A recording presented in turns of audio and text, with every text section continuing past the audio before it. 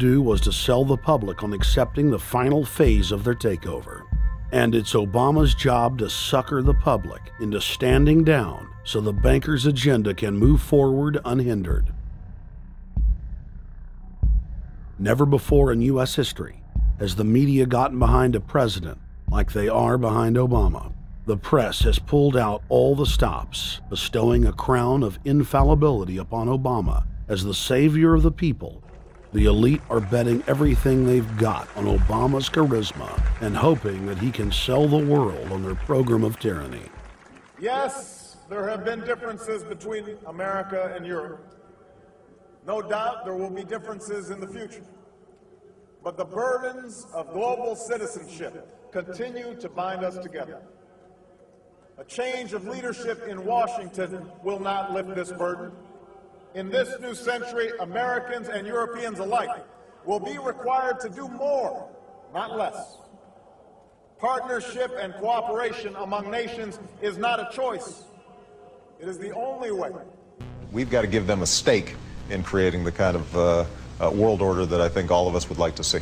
In truth, Obama is not simply continuing George W. Bush's policies. He is radically expanding them. I thank President Bush for his service to our nation.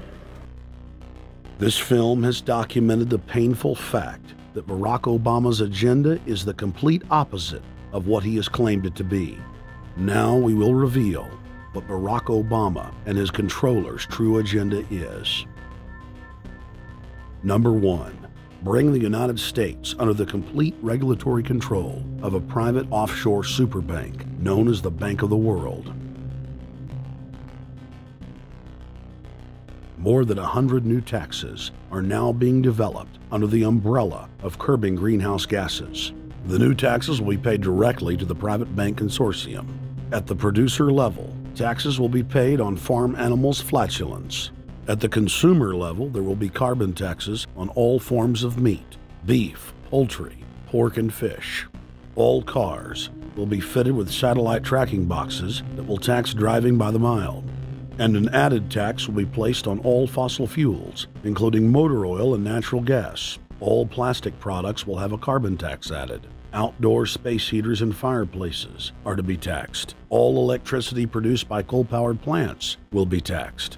Under the cap-and-trade system, citizens will be forced to pay taxes on thousands of products to private cap-and-trade services owned by Al Gore and other elitists.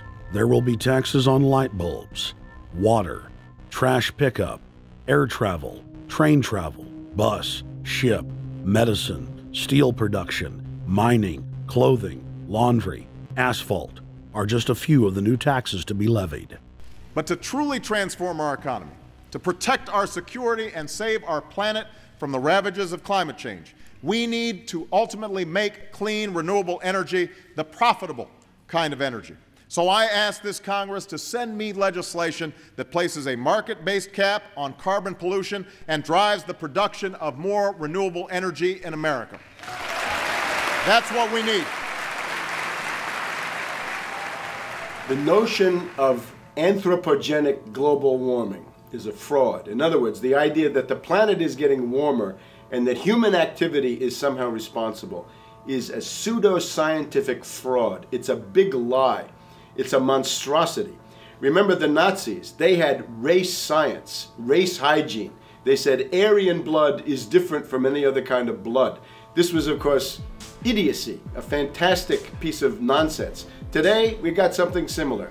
Global warming caused by human activity, and the answer to that is carbon tax plus cap and trade, according to the wishes of Al Gore, Prince Charles, and basically the entire world banking community, the world oligarchy. What they're trying to do with that is to perpetuate the current system where bankers rule the world, financiers rule the world, and the rest of us get the crumbs from the table. But remember, if you try to put on cap and trade and a global warming carbon tax with the idea that you're going to save the polar bears, what you're going to do is destroy human society.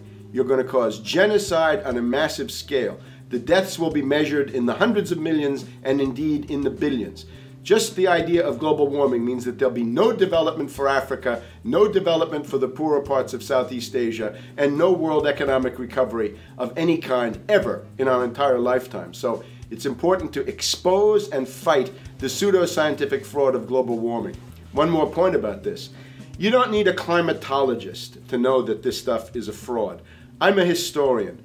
I can tell you, in the last 1,000 years, we had a period of very warm temperatures called the medieval warm period, where all kinds of grapes and semi-tropical stuff was growing very far into the northern hemisphere. That was about 1100, 1200. It happened to correspond with an all-time maximum of sunspots.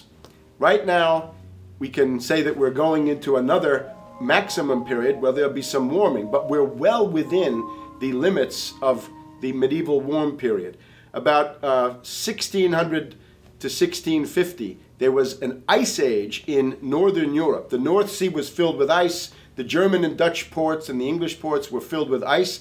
That corresponds to an all-time minimum of sunspot activity, the Spörer minimum and the Maunder minimum. So this is largely got to do with solar activity. We can see that other planets, not just the Earth, are warming slightly as a result of increased solar activity. But we're well within the minimum. So what the oligarchs claim to be an open and shut scientific case is a piece of pseudo-scientific nonsense, and it should be rejected.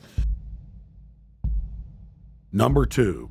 The social engineers are fully aware that the Obama craze will wear off quickly, so they are racing to put in place the most oppressive police state control grid in human history. 20,000 battle-hardened regular Army troops are now being deployed to patrol the streets of the United States. FEMA is now building giant camps in every region of the country, and the Congress has introduced bills like the National Emergency Centers Act, H.R. 645, which merges local governments and the police under federal control. And as we all know that have watched these things, they're ready for the riots.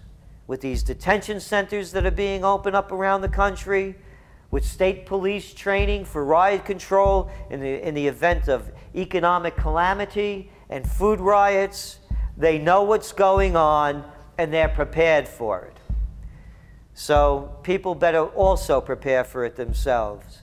Anyone that's not prepared for what's going to happen, they deserve what they get, because there's enough information out there pointing to the problems, and they should take all precautionary actions.